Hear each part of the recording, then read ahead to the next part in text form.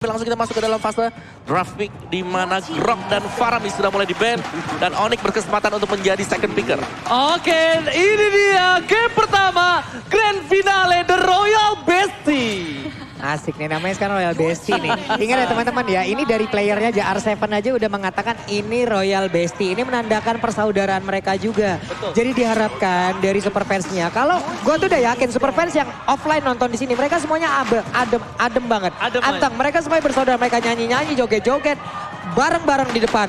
Tapi buat teman-teman yang di kolom komen, yuk kita juga damai, kita bikin, kita coba ramekan hashtag respect di kolom komen, kita ramekan. Kenapa? Karena kita satu komunitas dari Mobile Legends Bank Indonesia dan dua tim inilah yang akan mewakili Indonesia nantinya di M4.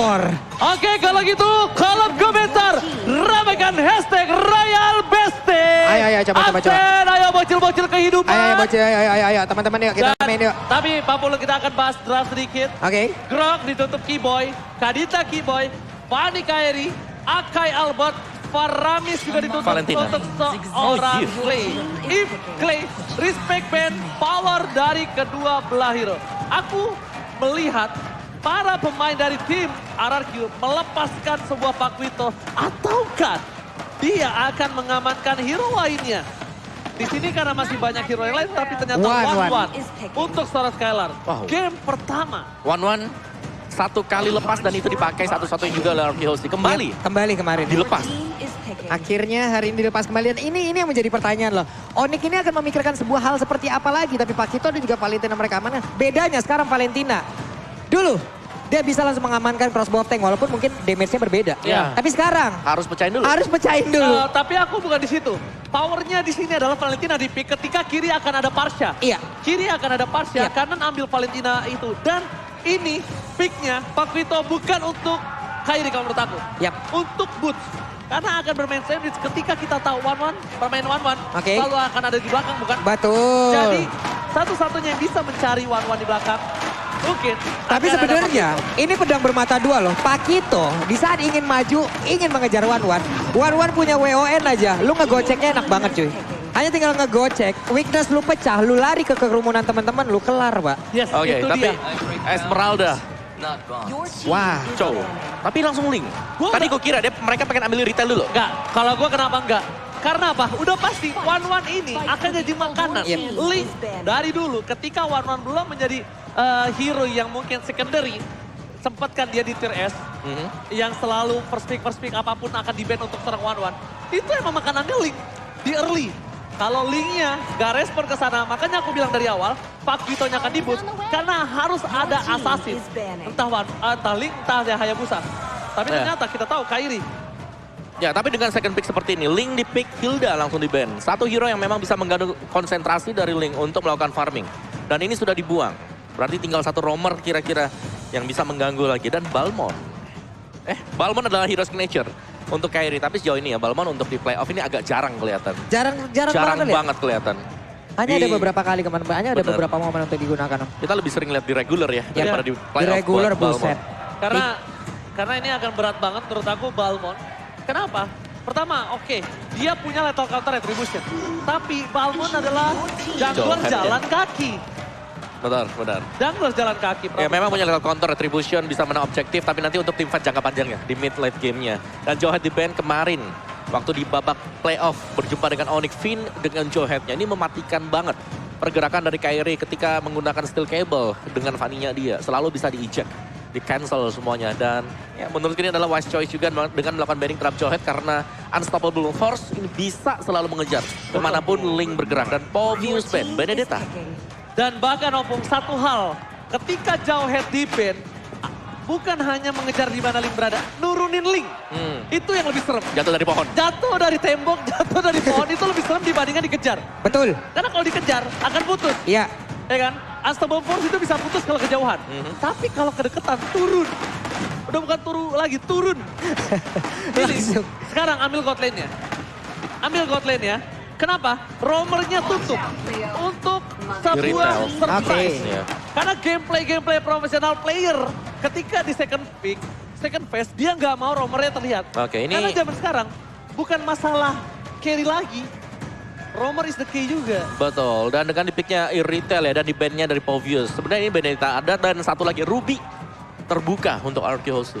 Ruby bisa potong Link, Ruby bisa potong dari Pakito juga. Setuju. Fredrin juga bahkan masih ada sebenarnya. Kalau Aku memang Ruby. cowoknya masuk jadi jungler.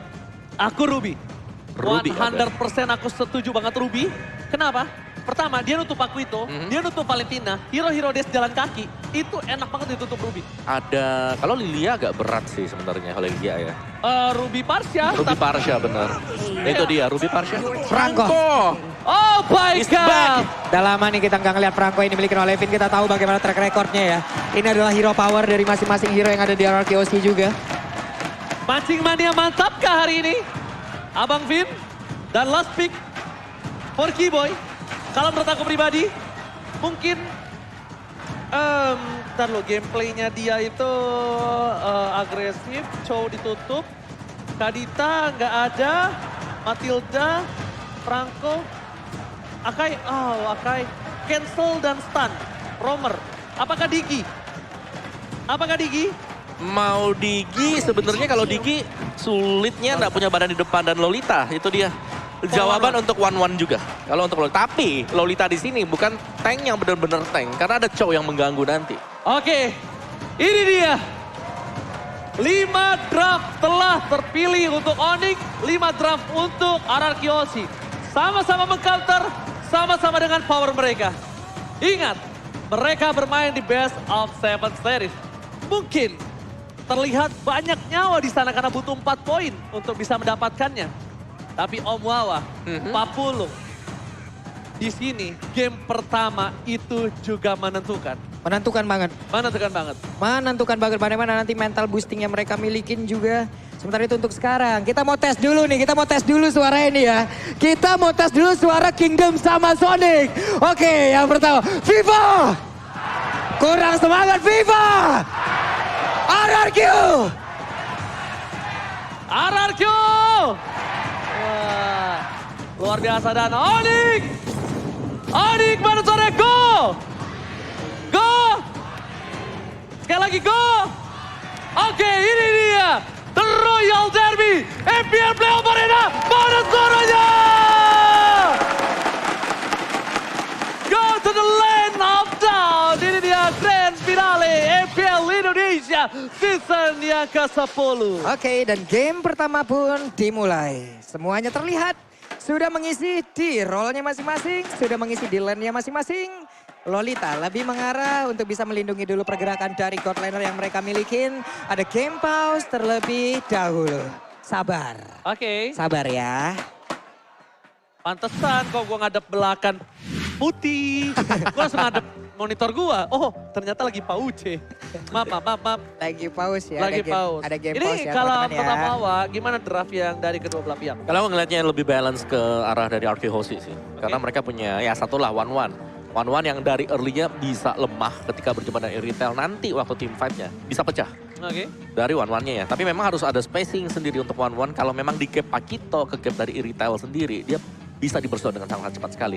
Cuman kunci permainan dari Arkehosi, dari statsman mereka sendiri ya, ini adalah R7. Karena berulang kali memang R7 dengan hero XP-nya dia. Seperti kalau dia pakai Esmeralda-nya kemarin bisa melakukan zoning out. Ini akan berbahaya. Jadi Onyx mereka harus bisa menghadapi dari R7-nya juga sebagai frontlaner ya nanti di mid game.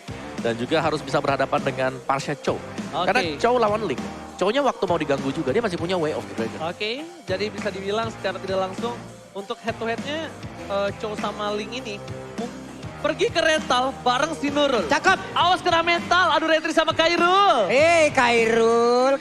Orang udah ganteng, orang udah tampan, ya Sama kan? orang udah bagus-bagus. Kairi jadi dirubah-rubah lagi. Teman-teman sabar, mudah-mudahan nanti ini untuk dari troubleshootingnya bisa segera kita fix. Bisa segera kita lanjutkan juga untuk gamenya karena kita tahu kalau juga udah nggak sabar untuk menyaksikan bagaimana grand final ini. Tapi kalau gue pribadi ya, ngelihat match ini, siapapun memenangnya nanti, oke, itu adalah rezeki mereka atas perjuangan yang mereka lakukan. Oke. Cuman yang gue fokuskan adalah dua tim ini yang akan membawa harum nama Indonesia nanti di kancah M4 World Championship. Dan doa gue juga udah pasti gue pusatkan untuk dua tim ini nanti ke depan agar bisa membawa piala yang telah lama melanglang buana ke negara lain teman-teman. Oke. Bawa pulang piala itu. Dan bahkan satu lagi buat kalian, jangan lupa untuk beli tiket M4 ya, aja sampai kehabisan.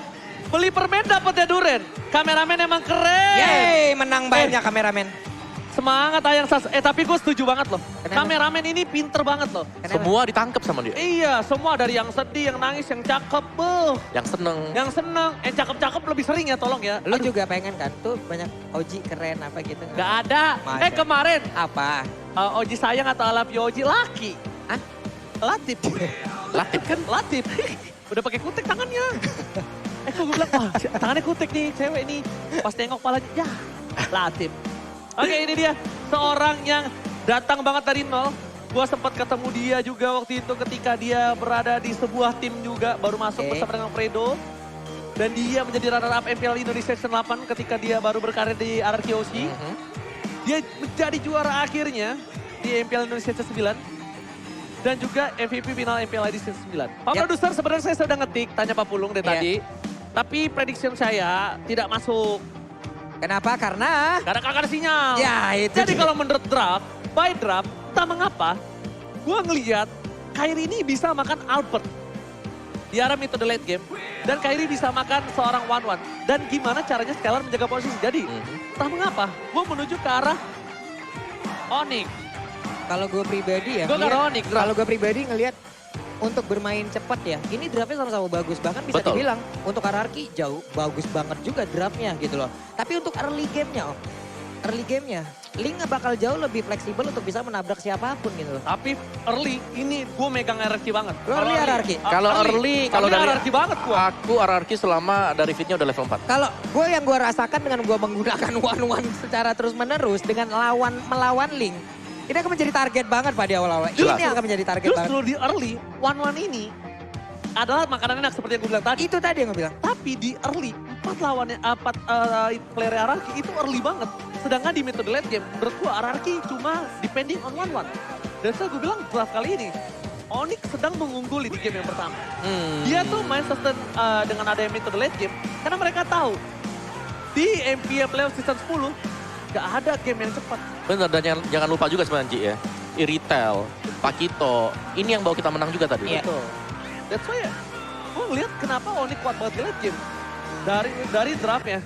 Ya tapi early game-nya harus bisa dipegang dari Onyx ya. Kalau mereka memang jebol dari early game, game style dari RRQ Hoshi. Mereka typically adalah tim yang suka untuk langsung ambil objektif setelah dapetin point kill. Itu yang berbahaya. Betul. Dan satu hal, Pung. RRQ punya satu senjata yang benar-benar gak kelihatan seperti tombak yang tajam. Apa itu? Esmeralda-nya Esmeralda, R7. iya. Nah ya, Esmeralda-nya. R7 itu power banget pakai Esmeralda dari season 8. Bayangin, sampai 3 season, 2 ya? 8, Esmeralda udah lama banget enggak, bukan Esmeralda. 8, 9, 10 sekarang? 3 season? 10 ini. 10 ya? Berarti 3 season, 8, 9, 10. Iya 3 Susah season. banget hitung.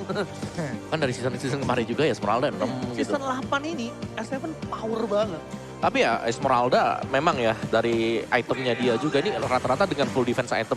Dia udah bisa nabrak-nabrak ke belakang. Dan tebel banget untuk bisa menembangkan Esmeralda, store skill butuh banyak juga untuk bisa tumbangin dia. Cuman kalau nggak salah di bagian sana itu kan ada Iritel. Sini. Ya, itu ada Iritel, ada juga charge dari Lolita nanti yang bisa menghentikan Esmeralda. Karena kalau Esmeralda tidak bisa menggunakan Stardust Dance-nya, itu gak bakal regen juga dia. Ya, betul. Kemarin kita sempat melihat dan kita bakal lihat menuju ke arah draft kali ini. Retribution Kairi kembali mengamankan Little Wonder. Yap. Di sisi bottom lane, seperti kata Pulung dan juga Om Wawa dan juga Ranger Mas. Kalau para pemain dari tim Onyx, ini bakal coba untuk mendominasi di early-nya dengan adanya 1-1 di arah bottom lane. Yes, style prediction. Di mana Onyx, Papulun dan Ranger Mas, Om Wawa dan juga caster Inggris lainnya menuju ke arah RRQ OC. Oke, ini adalah predik yang memang sudah terlihat. Ada 4 untuk RRQ, 2 untuk Onyx. Prediksi, just prediksi. Dan untuk sekarang di bagian bawah ada pergerakan. Ini yang gue sebutkan tadi. Antara Link, belum lagi sekarang punya Lolita, Guardian Bulwark-nya akan menjadi pengacau sistem dari Swallow Pack 1-1 loh. Ini bakal sangat-sangat mengacaukan sekali karena untuk sekarang 1-1 masih mencoba untuk bisa maju ke bagian depan. Ada Tempest of Blade dikeluarkan pula. Satu hit terakhirnya berhasil mendapatkan first blood dan 1-1 dihancurkan. Dan itu dia satu-satunya makanan Kairi. Nggak mungkin Kairi nge-pick off yang lainnya kecuali Farsha. Tapi kali ini Albert bisa untuk mengamankan objektif gaming. Karena apa? Tidak ada Tempest of Blade, tidak ada Retribution. Sudah bisa dipastikan. Karena Kyoshi akan mengamankan satu buah turtle yang pertama. Oke. Para pemain dari tim Onyx Esports, mereka udah harus coba untuk mundur karena tidak mungkin melakukan kontes di depan. Oh, seperti yang sudah saya duga, tidak mungkin di kontes. Yap.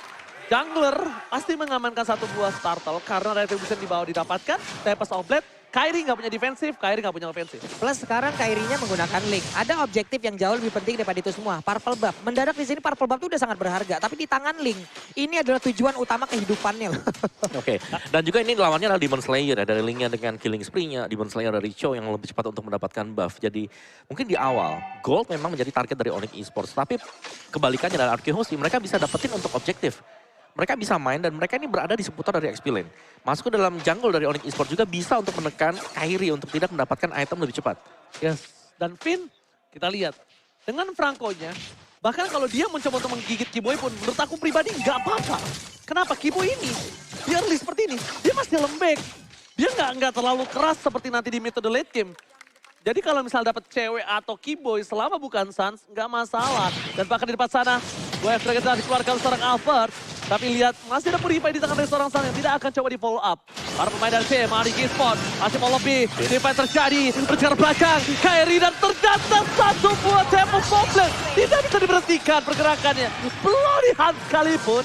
Gak bisa membuat seorang Kairi ditumbangkan karena no source damage. Yap, dan Skylar masih sangat butuh item. One masih sangat butuh item, menambah mobilitasnya, menambah pergerakannya. Di bawah ada sebuah hal yang dilakukan di mana Parsianya mulai mendekat. Namun tadi satu Blood Hunt-nya ini memang digeser terlebih dahulu ya. Belum selesai loh Blood Hunt-nya tadi. Betul banget. Dan juga dari One yang kita tahu butuh item ya. Dia item dependent hero. Dan ini selalu di pressure. Onyx Esports mereka mengarah ke One. Dan akhirnya dari Finn ini harus benar-benar mengawal One-nya. Sedangkan pressure yang masuk kalau memang hanya dari Finn, dia itu single target hero juga. Yep. Jadi masih bakal ada lagi untuk follow up yang lain dari hero yang memang bisa meng-outrange Franco-nya. Oke, di arah turtle yang selanjutnya, ini akan menjadi perebutan yang cukup adil kalau dia dapetin satu. 16 terbuka, sama dengan Veda ST, mendekat ke belakang, Finn akan menjadi makanan. Dan bahkan bermain dari tim Onyx Esports, mereka mengamankan 1 poin. Albert masih memiliki 1 buah retribution. Apakah Albert kali ini akan mencoba untuk berani melakukan adu retribution terhadap seorang Kairi? Lihat, langsung ada Farsha kembali. Dan di sisi, adu retribution dan senjata Kairo. Masih mengambil 1 buah retribution. Team fight, dapat soft blade. Tepatkan di sana, One. Terbang ke angkasa.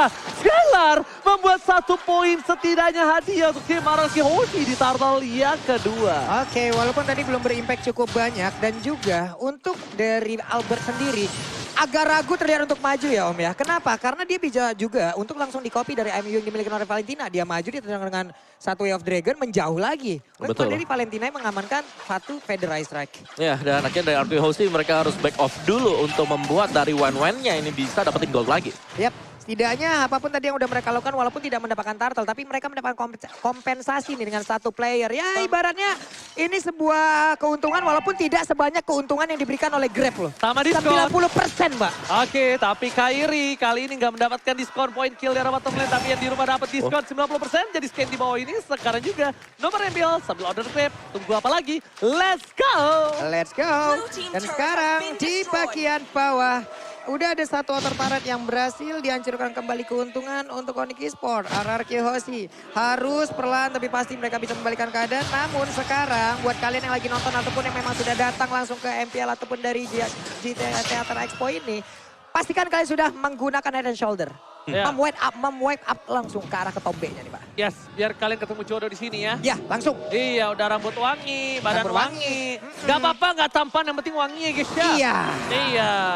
Jangan kayak gua. Kenapa cuy? Udah wangi, gak tampan, gak apa-apa, tapi Bloody Hand dikeluarkan untuk Albert. Cuma di tangan dari Kyoshi, tapi nomor flash. Albert take down. Cepat lihat suara Kairi mencoba untuk memberikan damage satu Skylar. kill. Look at Bon triple kill.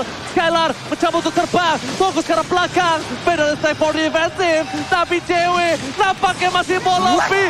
Terbakar. Looking for mania Kairi. Wow, ini dia serangan dari berbagai arah dilakukan oleh pemain Onyx Esports. Federal Strike memang di pop up dan itu mengarah tadi ke area dari Purple Buff. Tapi pintar cewek dan juga beberapa pemain Onyx lain yang mereka masuk dari mid loh, Om. Ya, dan juga dari Albertnya yang harus terpick off di awal yang membuat mereka gak bisa untuk melakukan satu buah single target lock. The Way of Dragon dikeluarkan untuk berhasil mendapatkan Dibalas. satu. The Way of Dragon dengan Purify Gaming Stars. Respect terhadap seorang Albert. Tidak bisa mengeluarkan satu buah The Way of Dragon. Dan bahkan kita lihat dari segi retributionnya Albert gak berhasil mendapatkan orange buff maupun Wawa. Yes, masih dengan Clock of Destiny untuk Parsha ya. Jadi masih butuh item lagi Sans.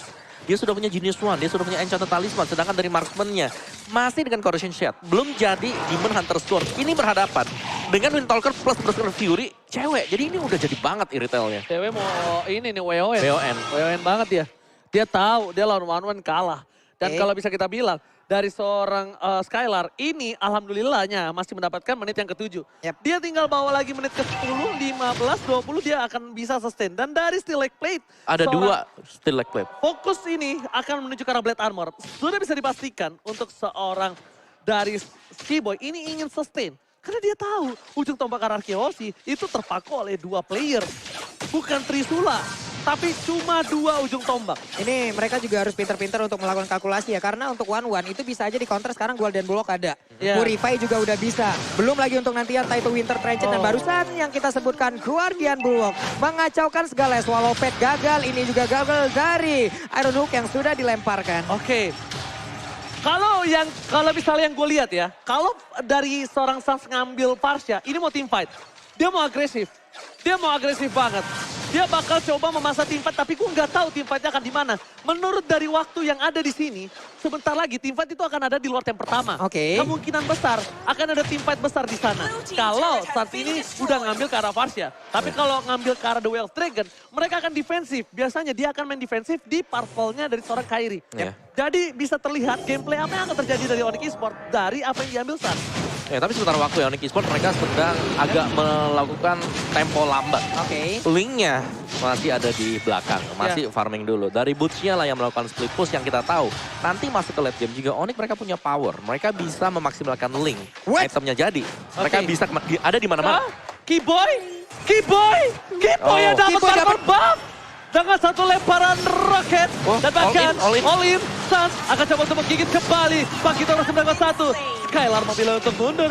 Bermain dari Onyx Esports mereka memiliki 6.000 gold difference. Tapi ternyata Sans udah cepet ya.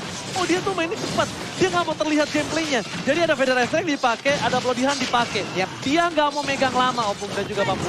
Oke, dan Lordnya pun sekarang tanpa adanya kontes yang begitu berarti. Tadi Flicker udah dikeluarkan pula Iya. oleh Lolita ataupun Keyboy itu sendiri. Hanya saja memang tidak kena, cuman IMU di sini bekerja cukup ekstra ya.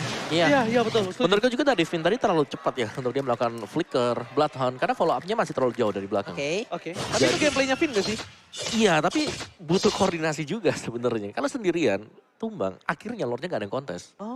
Dengan adanya Winter, Sans Winter. ini akan coba memaksa Ngebait. Skylar terbang ke dia. Nah itu lagi Dia tuh. bakal ngebait. Ini yang tadi gue sebutin. Sekarang godaan untuk one-one tuh banyak banget Pak. Guardian Bullock 1, Winter 1, Purify juga. Solo petnya aja ataupun mereka mencoba untuk bisa mendapatkan minus point. Digagalin bisa juga dengan satu Purify. Jujur ya, gua kalau jadi one-one ini, target utama gua, Kairi. Karena cuma Kairi yang datang ke one-one. Ngerti gak? Gua nggak harus ngejar ke depan. Itu pun bisa di counter. Tempest of Blade Pak. Itu dia. Jadi gimana caranya? Banyak. Enggak, kalau menurut gua Tempest of Blade itu enak triggernya. Lu pick fucking damage, Kairi akan dengan cepat melakukan satu buah Tempest of Blade. Tapi gimana caranya? Kairi ini nggak terpick off. Purple buff sudah diamankan oleh seorang Kairi. Menuju ke arah top lane. Pada aspek for defensive. Clay berada di tengah di poros dari tim RRQ. Wait, oh my god, mati Mania batal! Berhasil mendapatkan Keyboy. Dua trigger yang bagus. Terbangkan. Lihat, masuk ke Bro Kairi masih mau lebih. Dan mundur ke arah belakang. Nggak bisa menyelamatkan R7. apapun. Dan bahkan R7, best of everybody! Berhasil menghasilkan big line. Walaupun ditumpahkan dari seorang Skylar. Tapi R7 setidaknya membuat Keyboy ditumpahkan. 2 untuk 2. Oke. Ini dia, R7 sudah mulai menunjukkan taringnya. Menit segini adalah area permainan, lahan bermain dari R7 itu sendiri. Satu XP laner terkuat yang ada di scene Indonesia. Yang memang sudah menunjukkan lagi taringnya nih. Oke, damage deal by Ark, di mana Suns menjadi top damage deal. Ya, dengan area yang dimiliki oleh dia, damage area Kairi juga sudah mulai menyusul di sana, tapi jangan lupakan R7. Clay, ini bisa menjadi kombinasi untuk Arkehouse kembalikan keadaan. Satu Falling Star Moon yang bisa di follow up juga dengan Fedor Airstrike. Dan Suns, atau bahkan mungkin dengan Marksman ya, dari Iritel yang range-nya nggak terlalu besar. Kalau memang bisa terkena combo. Tapi Arkehouse mereka harus berhati-hati. Karena Iron Hook dari Finn tadi berulang kali ketika miss langsung dibalaskan dengan serangan Onyx Force. Dan Players Gold by OBS Gold masih untuk Kairi dan juga cewek. Oke, dan kalau misalnya kita lihat, satu momen team fight tadi yang berhasil didapatkan oleh Finn itu berhasil membuat waktu lebih lama untuk Skylar. Makin lama, Skylar makin kuat, Clay makin kuat. Yep. Dan bisa kita bilang, di mana akankah cewek ini akan terkena trauma dari R7 kembali? Oke. Seperti Royal Derby di upper bracket. Tapi lihat, Waduh. Albert terperangkap tiba-tiba. Kairi masih mau lebih. One, Clay one, di belakang utama. 1-1. Dan ternyata double kill didapatkan cewek. Ini bencana. Loss terbuka. Tapi bloody hand. Triple kill. Looking for Maniac. Nampaknya R7 kalau masuk dia bisa disumbangkan. Apakah bakal coba di aim? Oh my god, ini cukup berbahaya. Waduh. Best terbuka dengan sangat bebas. Para pemain tim Arkehouse tersisa 2. Fokus ke arah base-nya. Ini bencana untuk Arkehouse. Mereka harus clear minion. Dan bahkan apakah Deden save from Arkehouse, tapi nampaknya Oni berhasil mengamankan game yang pertama. Di game yang pertama,